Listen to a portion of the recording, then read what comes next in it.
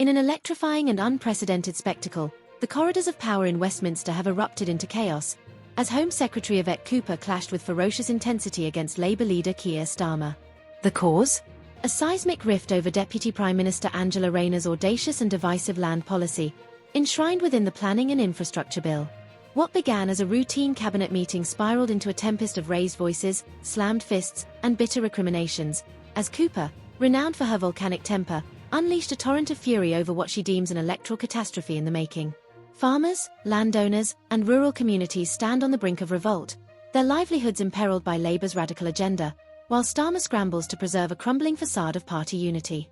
This is no mere political squabble, it is a battle for the soul of Britain's countryside, and the stakes could not be higher. Before we plunge deeper into this explosive saga, dear reader, I implore you, do not let this story pass you by in silence. Your voice matters in this unfolding drama. Drop your thoughts in the comments below and join the chorus of concerned citizens. And if you crave more revelations like these, delivered straight to your screen with unfiltered urgency, subscribe to this channel now. Hit that button, ring the bell, and become part of a movement that refuses to let these injustices fade into the shadows. The future of our nation hangs in the balance. Will you stand idly by, or will you rise with us? Eyewitnesses to the cabinet showdown paint a picture of raw, unbridled tension.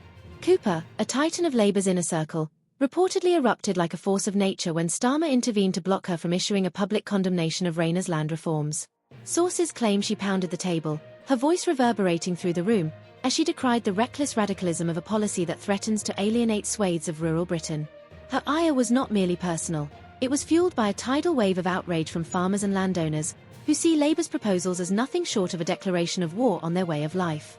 Yet Starmer, ever the steely tactician, silenced her with ruthless efficiency, determined to stifle dissent and shield his party from the growing inferno of public discontent. At the heart of this maelstrom lies the Planning and Infrastructure Bill, a legislative juggernaut that promises to reshape Britain's landscape, but at what cost? Rayner, the bill's unapologetic architect, defends it as a visionary blueprint to unleash the greatest building boom in a generation. She envisions a Britain unshackled from bureaucratic chains, where sprawling housing estates, gleaming hospitals, and vital transport hubs rise swiftly from the earth to meet the needs of a modern nation. Yet beneath this glossy rhetoric lurks a darker reality. A policy that critics decry as a shameless land grab, poised to crush rural communities under the weight of compulsory purchase orders, CPOs, and punitive taxation. For Britain's farmers, the stakes are existential. Already reeling from Labour's proposed inheritance tax reforms, branded the family death tax by its detractors, they now face a double-edged assault. The Planning and Infrastructure Bill grants local councils sweeping new powers to seize farmland through CPOs, ostensibly for public projects like schools and housing estates. But here's the sting. These acquisitions will be valued at current market rates, stripping landowners of the hope value, the projected worth of their property once developed. According to a bombshell report from The Telegraph, this could force farmers to surrender their ancestral lands for a pittance, while councils and developers reap astronomical profits from the subsequent redevelopment. The outrage is palpable. Agricultural workers and rural communities have taken to the streets, their voices a thunderous roar against what they perceive as Labour's all-out offensive on their livelihoods. The inheritance tax reforms, set to impose a 20% levy on estates valued over £1 million, have already sparked fears of financial ruin. Farming families, who have tilled the soil for generations, now face the grim prospect of selling off their land to settle crippling tax bills. Coupled with the CPO provisions, this dual onslaught has ignited a powder keg of discontent, with protesters warning that Labour's policies could drive elderly farmers to the edge of despair, some even whispering the unthinkable: suicide as a final act to shield their kin from devastation. Last week, this simmering unrest exploded into a dramatic display of defiance. In a scene straight out of a Hollywood epic, a convoy of towering combine harvesters descended upon Whitehall, transforming central London into a battlefield of rural resistance. Dubbed the Pancake Day Rally, this audacious protest saw farmers circumvent police bans on tractors by wielding alternative symbols of their trade, their chants of "hands off our land" echoing through the concrete canyons. High-profile figures like Reform UK leader Nigel Farage and Conservative chief Kemi Badenoch joined the fray, amplifying the chorus of condemnation. Farage, ever the firebrand, branded Labour's tax as financially ruinous, while Badenoch accused the government of trampling on the very backbone of Britain's heritage. As protesters marched along the embankment, Bob Dylan's haunting "Knocking on Heaven's Door" provided a chilling soundtrack. At the forefront, campaign leaders hoisted a banner bearing a stark ultimatum: is agriculture worth dying for? The question hangs heavy in the air, a grim testament to the desperation coursing through rural Britain. Reports of Cooper invoking this very sentiment in her clash with Starmer only deepen the sense of crisis.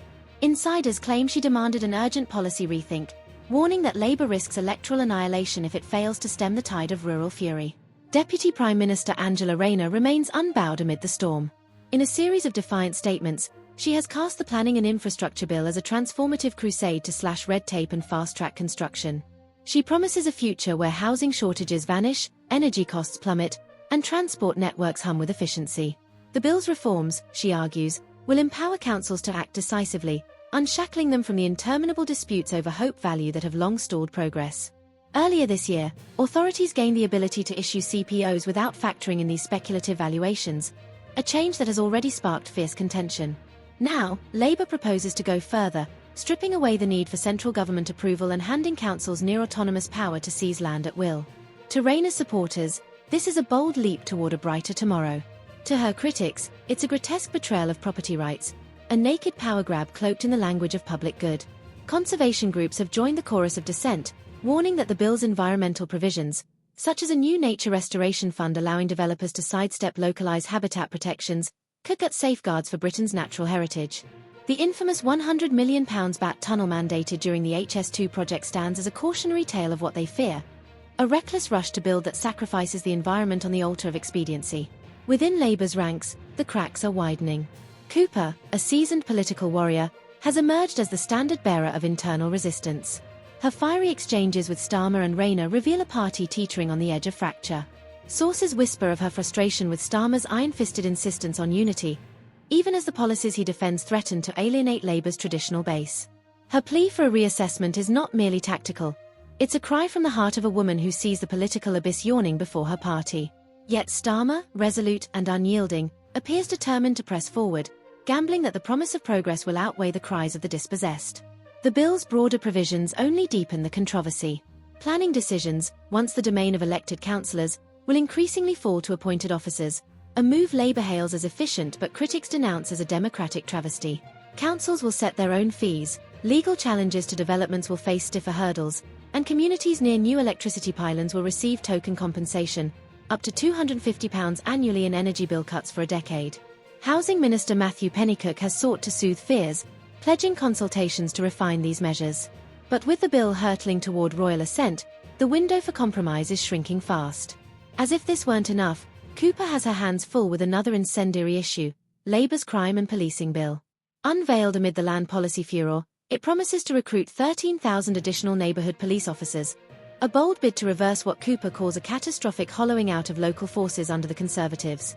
She has accused the previous government of slashing numbers by over 10,000, though she admits the true scale remains murky due to shambolic record-keeping.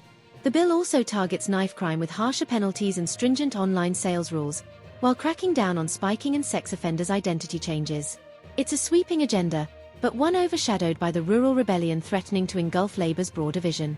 As the Planning and Infrastructure Bill advances through Parliament, Britain stands at a precipice. Farmers and landowners brace for a fight to the finish, their protests a clarion call against what they see as Labour's betrayal. Within the party, Cooper's dissent signals a leadership fraying at the edges, while Rayner's unyielding ambition drives the agenda forward. Conservationists, opposition leaders, and rural voices unite in a crescendo of opposition, yet Starmer's resolve remains unshaken, for now. Will Labour find a way to balance its lofty economic goals with the cries of those it risks leaving behind?